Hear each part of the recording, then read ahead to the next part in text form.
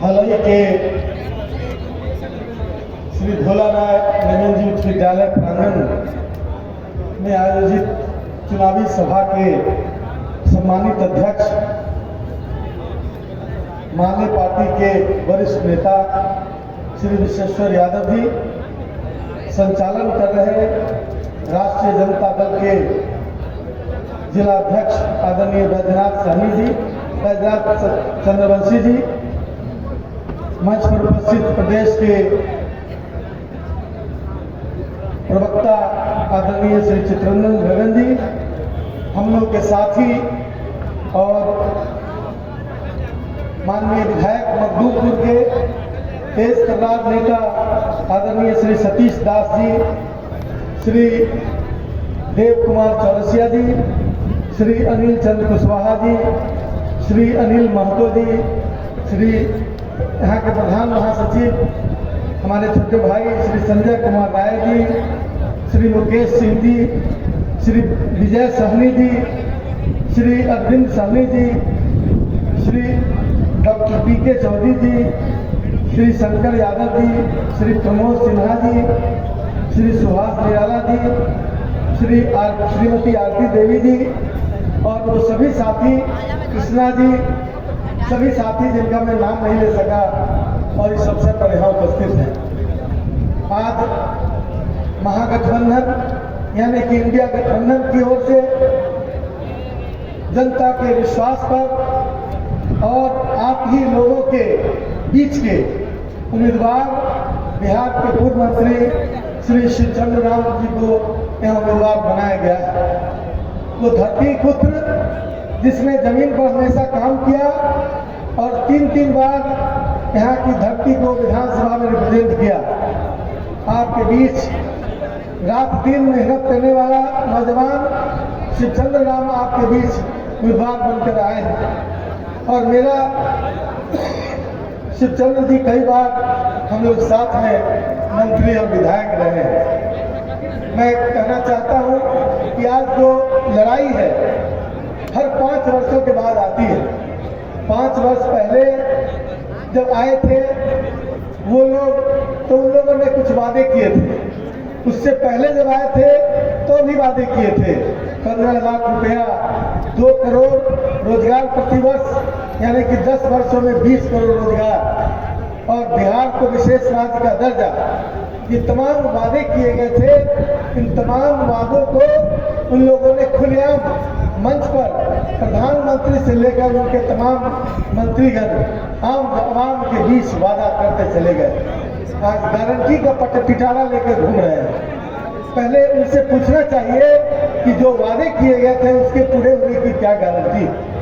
आज तक उन्होंने अपने वादों को जुमला करार दिया है और क्या गारंटी है कि इनकी गारंटी आगे आने वाले दिनों में जुमला साबित न हो। इस बात के लिए जनता को चिंतित होना चाहिए। आज देश के हालात बद से बदतर होते जा रहे हैं। चुने हुए मीडिया पर कब्जा करके आम जनता को वही दिखाया जा रहा है जो वो दिखाना चाहते हैं। हकीकत तो नहीं दिखाया जाता। देश की अर्थव्यवस्था धूल चाट रही है और बाकी सारी चीजें जो नजर आ रही है हरी हरी, अंदर में बहुत काला काला हो चुका है। चारों ओर घोटाला ही है।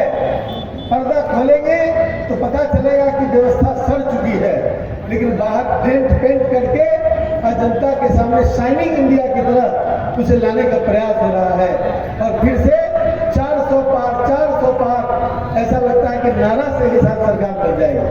लेकिन हकीकत क्या है, लोग बिहार में 40 में 40 सीट का दावा कर रहे हैं। आप भी हाजीपुर के रहने वाले हैं और आप देख रहे होंगे कि यह क्या स्थिति है। उजियारपुर के साथियों से उजियारपुर की स्थिति देख लीजिए। हम ये 40 के अंदर नहीं है क्या? चारों तरफ नजर डालिए, आपको पता ही नहीं चला कि कौन सीट पर 240 सीट का दावा कर रहे हैं। तो यह सिर्फ खोखला नारा है और ऐसे खोखले नारों के आधार पर वो जंग जीतना चाहते हैं। लेकिन यह लड़ाई सिर्फ एक वोट डालने की नहीं है, सिर्फ एक सांसद बनाने की नहीं है।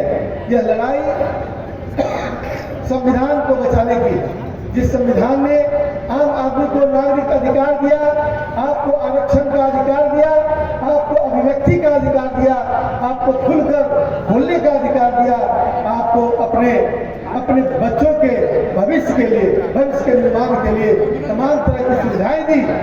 इसकी रजिस्ट्री संविधान की किताब के अंदर। संविधान महज एक किताब नहीं है, संविधान में हर व्यक्ति का वो अधिकार छिपा हुआ है, उसके अंदर रजिस्ट्री किया हुआ है कि उसको वोट देना है, उसको उसकी अभिव्यक्ति की स्वतंत्रता है, उसको आरक्षण मिलना है। ये तमाम चीजें उसी संविधान में है। संविधान को महज एक किताब बताने की कोशिश कर रहे हैं लोग, लेकिन इसकी महत्ता को समाज के अंतिम पंक्ति और गांव के अंतिम पंक्ति के लोग, छोर पर रहने वाले लोगों को समझने की जरूरत है। उसी संविधान के माध्यम से आरक्षण को समाप्त करने की कोशिश की जाएगी यदि उनको वोट मिल गया, उनकी सरकार फिर से बन गई तो। अभी ही जो आरक्षण का प्रावधान है उसके साथ छेड़छाड़ किया जा रहा है और बाबा साहब भीमराव अम्बेडकर ने ये तमाम प्रावधान समाज के अंतिम पंक्ति के लोगों को बराबरी में लाने के लिए दिया था। 76 वर्ष हो गए और 76 वर्षों में कभी वही लोग कांग्रेस में हुआ करते थे, आज सब लोग फिर का परस ताकते कांग्रेस छोड़कर आज भाजपा में खड़ी है। और भारतीय जनता पार्टी जो है वो उन तमाम वैसे लोगों की पार्टी है जिन लोगों का समाजवाद में कहीं से दूर दूर तक विश्वास नहीं है। इसलिए हम आपके बीच आए हैं। यह धरती अक्षवट राव की धरती है। इसी धरती पर मेरे पिता ने श्री तुलसीदास मेहता 1962 से लेकर 2000 तक विधायक, मंत्री और आपके बीच रहे, नेता रहे और आपके बीच ही मुंशी लाल जी से लेकर मोतीलाल कानन जी तक तमाम लोगों ने इस धरती को सींचने का काम किया है और इस धरती को समाजवाद की खाद देकर इसको उर्वरा बनाने का काम किया है। यह धरती प्रजातंत्र की धरती है। यहाँ पर दरी बिछाने वाला वर्कर कभी विधायक हुआ है, महुआ से लेकर तमाम जगहों का। आज इसी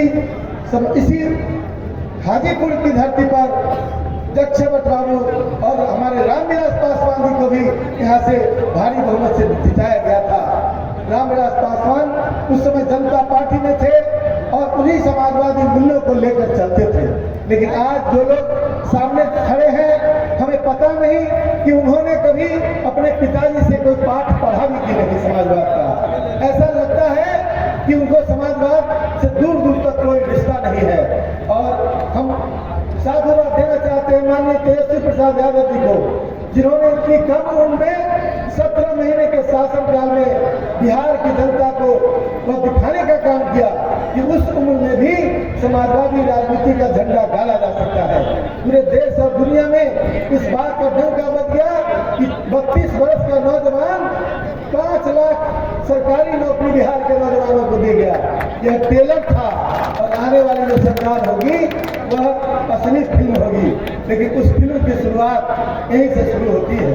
आज आप वोट डालेंगे शिवचंद्र राम जी को लालटेन छाप पर, तो दिल्ली में उनकी सत्ता जाएगी और जब दिल्ली में सत्ता जाएगी तो यहाँ से सीबीआई ईडी का जो घोड़दौड़ चल रहा है वो घोड़दौड़ समाप्त होगा और आपके नेता तेजस्वी प्रसाद यादव जी को बिहार की गद्दी पर बैठने से कोई रोक नहीं सकेगा। इसलिए हम इन विषयों पर ध्यान दें। यह एक श्रृंखला है, यह नहीं है कि आप एक आदमी को वोट दे देंगे, एक आदमी जीत जाएगा, दूसरा आदमी हार जाएगा। आपका विचार जीतेगा, आपकी धारा जीतेगी, आपका भविष्य जीतेगा। यदि देश की सत्ता से भाजपा नहीं हटा तो आप जान लीजिए कि समाज के पिछड़े समाज के, दलित समाज के, अल्पसंख्यक समाज के और तमाम बहुसंख्यक समाज के लोगों का जो भविष्य है, उनके बच्चों का भविष्य है, वो अधर में होगा। देश में नौकरियों की जो बाढ़ लाने की बात तेजस्वी जी करते हैं वह यूं ही नहीं करते हैं। उन्होंने 10 लाख कहा था, बिना मुख्यमंत्री हुए उन्होंने 5 लाख दे दिया। और देश की सत्ता पर जब हम बैठेंगे तो 1 करोड़ सरकारी नौकरी देने का वादा हमारे नेता ने किया है। तो मैं समझता हूँ कि 24 बिंदुओं पर परिवर्तन बिंदुओं को राष्ट्रीय जनता दल ने जनता के सामने लाकर और आम आवाम, नौजवान, माता बहन, बुजुर्ग, अभिभावक और गांव के और समाज के अंतिम पंक्ति में बैठे हुए लोगों के हित की बात की है। महागठबंधन और इंडिया गठबंधन पूरी तरह एकजुट है। उजियारपुर में आपको जानना चाहिए, बगल का क्षेत्र है, वहाँ पर कोई सारी जाति और धर्म के बाउंड्री टूट गए हैं, पार्टियों के भी बाउंड्री टूट गए हैं। दूसरे पार्टी के लोग भी झांक झांक कर कहते हैं कि हम वोट देंगे। तो यह क्यों है? ऐसा इसलिए कि लोगों का एहसास होने लगा है कि हम जिन चीजों के लिए बटे हुए हैं, हमारे लोगों को बांटा गया है, वह इस चुनाव में खतरनाक हो सकता है। और आने वाले दिनों में यह भी हो सकता है कि वो यदि बहुमत में आ गए तो 20 साल तक चुनाव नहीं होगा। यह भी हो सकता है चाइना की तरह कि जब तक हमारी जिंदगी है तब तक चुनाव नहीं होगा। और बाबा साहब ने 5 वर्ष चुनाव क्यों रखा था, वोट का राइट क्यों दिया था? बड़े बड़े नेता गरीबों के दरवाजे पर जाकर जो हाथ जोड़ते हैं वह इसलिए जोड़ते हैं कि वह ताकत बाबा साहब ने गरीबों के हाथ में दी वोट के रूप में। और वोट का राइट यदि 20 साल तक नहीं होगा तो गरीबों के दरवाजे पर और छूटे हुए गांव में कौन जाएगा?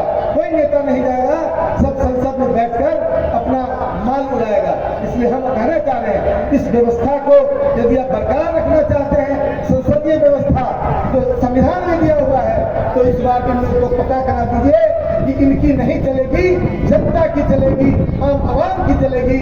बहुत बहुत धन्यवाद। जय हिंद। इंडिया गठबंधन जिंदाबाद जिंदाबाद।